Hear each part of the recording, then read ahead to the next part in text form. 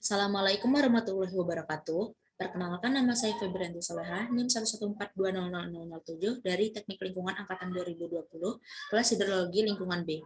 Nah, di sini saya akan menjelaskan mengenai air permukaan. Untuk latar belakangnya, air merupakan faktor amat penting dan mutlak untuk sumber kehidupan. Seperti yang telah diketahui, dalam hidrologi, air mempunyai mobilitas yang tinggi. Melalui proses presipitasi, evaporasi, transpirasi, dan pengaliran, air berputar terus sepanjang masa. Permasalahan air di daerah padat penduduk, di samping pengambilan berlebihan atau overexploitation, seringkali pemakaiannya menghasilkan limbah yang pekat yang dibuang langsung ke perairan. Sementara itu, masih banyak penduduk kota, terutama daerah pinggiran, yang masih memanfaatkan air permukaan dan air tanah dangkal sebagai sumber air domestik, karena belum terjangkau oleh jaringan perpipaan air bersih. Kebutuhan manusia akan air dan ketersediaan air memang tidak sebanding, sehingga banyak masyarakat yang memanfaatkan air resapan permukaan dengan mengandalkan sumber dangkal yang kualitasnya diragukan, karena sangat mudah terkontaminasi dengan lingkungan sekitar. Kualitas air permukaan dapat menurun karena adanya pencemaran. Pencemaran air terjadi ketika konsentrasi polutan melebihi potensi pemurnian diri badan air. Logam berat, nutrisi, dan bahan organik bermigrasi di dalam air permukaan dan sedimen, mempengaruhi semua siklus biologis. Pencemaran air permukaan yang berlebihan merupakan ancaman yang meningkat terhadap kualitas air. Nah, sini saya akan membahas 4 poin pembahasan. Yang pertama, pengertian air permukaan itu sendiri. Yang kedua, potensi air permukaan. Yang ketiga, manfaat air permukaan. Dan yang keempat, permasalahan hidrologi permukaan dan penyebabnya. Pengertian dari air permukaan itu sendiri merupakan bagian dari air hujan yang tidak mengalami infiltrasi atau peresapan, atau air hujan yang mengalami peresapan dan muncul kembali ke permukaan bumi. Air permukaan tidak mampu terserap karena lapisan tanah sangat keras. Air permukaan dapat dibagi menjadi beberapa macam, yaitu limpasan, sungai, danau, dan rawa. Air permukaan dapat langsung mengalir ke laut melalui permukaan tanah. Jenis air ini tidak seperti air tanah yang terdapat di lapisan akhir tanah atau telah meresap hingga ke permukaan bumi paling dasar.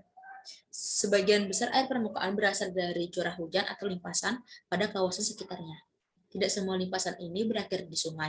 Ada beberapa di antaranya yang menguap, diserap oleh tanaman, dan sebagian lainnya mengalir kembali ke tanah untuk mengisi ulang sistem air tanah di sekitar atau meresap kembali ke dasar sungai. Nah, untuk poin yang kedua yaitu potensi air permukaan. Potensi air permukaan atau CO berdasarkan variabel penentu. Terdapat beberapa metode untuk memperkirakan sebaran banyaknya air permukaan. Hal ini lebih banyak ditentukan oleh ketersediaan data. Di antaranya adalah dengan pendekatan koefisien runoff atau CO. Adapun koefisien limpasan atau runoff banyak dipengaruhi oleh kondisi permukaan lahan. Di antaranya topografi, laju infiltrasi yang direpresentasikan dari tekstur tanah, tanaman penutup, dan timbunan permukaan lahan pada luasan tertentu. Terdapat 3 parameter untuk menganalisis potensi air permukaan, yaitu parameter topografi, parameter jenis tanah, dan parameter surface storage. Yang pertama yaitu topografi. Topografi mencerminkan kondisi lahan yang berupa ketinggian dari permukaan air laut di atas permukaan laut, panjang dan derajat kemiringan pada bentangan lahan tertentu. Walaupun pada umumnya topografi lebih dikenal dengan derajat kemiringan lahan suatu wilayah. Untuk jenis tanah, parameter tanah dalam penentuan CO merupakan cerminan mudah atau tidaknya curah hujan yang akan menjadi limpasan.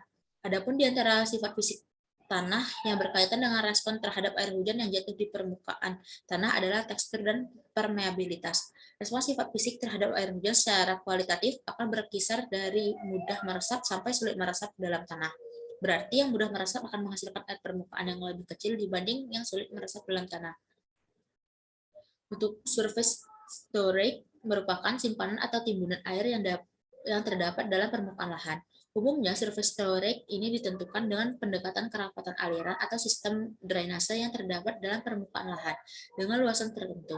Keberadaan surface storage dalam suatu wilayah menunjukkan bahwa sebagian air hujan jatuh di permukaan lahan akan tersimpan dalam lahan.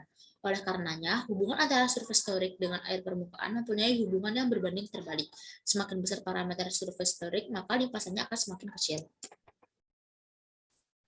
Untuk manfaat air permukaan ini saya mengambil dari 2 studi kasus atau penelitian yang telah dilakukan oleh beberapa para ahli. Nah, untuk studi kasus yang pertama itu saya ambil dari Ramadan et al. Yang berjudul Studi Pemanfaatan Sumber Daya Air Permukaan di Pulau Karimun Jawa dan Pulau Kemujan. Nah, berdasarkan studi kasus yang telah dilakukan oleh Ramadan et al., litologi batuan di daerah Pulau Karimun Jawa yang terdiri batuan serpifilitik, batuan granitik, perselingan batu pasir lempung, batu pasir kasar, dan konglomerat menyebabkan curah hujan yang turun akan terperangkap lama dalam celah-celah batuan. Sebelum mengalir menuju lautan, air permukaan ini dimanfaatkan oleh penduduk kedua pulau untuk pemenuhan kebutuhan sehari-hari mereka. Penduduk memiliki sumber yang dimanfaatkan untuk kebutuhan sehari-hari. Hal ini menunjukkan bahwa kuantitas air permukaan saat ini masih cukup untuk digunakan penduduk. Untuk studi kasus yang kedua itu saya mengambil dari studi kasus dari ULFAH pada tahun 2018 yang berjudul Pemanfaatan Air Permukaan dan Air Tanah. Nah, berdasarkan studi kasus yang telah dilakukan, air permukaan memiliki terkaitan erat dengan bidang pertanian. Kebutuhan irigasi sebagian besar dicukupi dari air permukaan. Kebutuhan air irigasi dipengaruhi berbagai faktor seperti klimatologi, kondisi tanah, koefisien tanaman, dan lain sebagainya. Contoh penggunaan air permukaan untuk irigasi dalam mendukung pertanian padi organik dan anorganik yang langsung diperoleh dari mata air. Secara tidak langsung, manfaat dari air permukaan itu sendiri digunakan untuk kebutuhan sehari-hari masyarakat dan digunakan sebagai kebutuhan untuk irigasi pertanian. Selanjutnya masuk ke permasalahan dan penyebabnya. Di sini saya mengambil 3 studi kasus mengenai permasalahan dari hidrologi permukaan dan penyebabnya. Untuk studi kasus yang pertama itu studi kasus yang ditulis oleh Nur Rahman yang berjudul Kajian Sistem Hidrologi Akibat Perubahan Tata Guna Lahan di Kawasan Bandung Utara atau studi kasus Kabupaten Bandung Barat. Nah, berdasarkan studi kasus yang telah dilakukan atau penelitian yang telah dilakukan, salah satu contoh permasalahan hidrologi yang berkaitan dengan air permukaan adalah banjir. Fenomena banjir, genangan, dan krisis air akibat perubahan tata guna lahan serta intensitas curah hujan yang tinggi setiap tahun di sebagian besar wilayah Indonesia, terutama di wilayah perkotaan selalu terjadi. Perubahan tata guna lahan dari lahan non terbangun menjadi lahan terbangun di kawasan konservasi air khususnya di kawasan Bandung Utara mengakibatkan peningkatan koefisien air larian atau surface runoff. Untuk studi kasus yang kedua itu saya ambil dari Juansa et al. Yang berjudul Pencemaran Air Permukaan dan Air Tanah Dangkal di Hilir Kota Cianjur. Permasalahan air di daerah padat penduduk, di samping pengambilan berlebihan atau overexploitation, seringkali pemakaiannya menghasilkan limbah yang pekat dan dibuang langsung ke perairan. Sementara itu, masih banyak penduduk kota, terutama daerah pinggiran yang masih memanfaatkan air permukaan dan air tanah dangkal sebagai sumber air domestik karena belum terjangkau oleh jaringan perpipaan air bersih. Di daerah urban, sumber gali masih merupakan sumber air penting untuk sebagian besar masyarakat, sedangkan di luar kota, air permukaan masih pula banyak dipakai terutama untuk mandi dan mencuci. Untuk permasalahan yang ketiga, saya mengambil dari Viola et al. Yang berjudul Hidrologi Bawah Permukaan Tanah, Studi Kasus di Lokasi Pra TPA Kawasan Iloilo, Kecamatan Wori, Kabupaten Minahasa Utara. Di studi kasus atau penelitian tersebut dijelaskan perubahan pola pemanfaatan lahan menjadi lahan pertanian, permukiman, dan TPA, serta meningkatkan aktivitas industri akan memberikan dampak terhadap kondisi hidrologis dalam suatu daerah aliran sungai.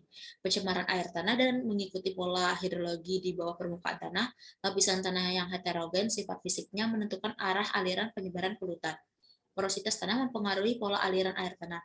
Limbah cair atau lindi yang merupakan hasil degradasi sampah, terutama pada lokasi tempat pengelolaan akhir atau TPA, dapat meresap ke dalam tanah hingga mencemari sumber air tanah.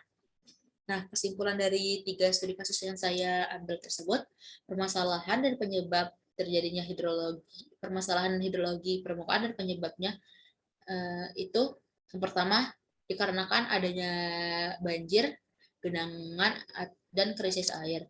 Kemudian bertambahnya atau bertumbuhnya jumlah penduduk mengakibatkan terjadinya permasalahan hidrologi permukaan, terutama pada air permukaan, dan perubahan pola tata guna atau pemanfaatan lahan menjadi lahan pertanian, permukiman, dan TPA. Nah, itu akan mengakibatkan meningkatnya industri atau limbah yang dihasilkan, sehingga akan menyebabkan permasalahan hidrologi permukaan yang akan terjadi. Berikut merupakan daftar pustaka yang saya gunakan.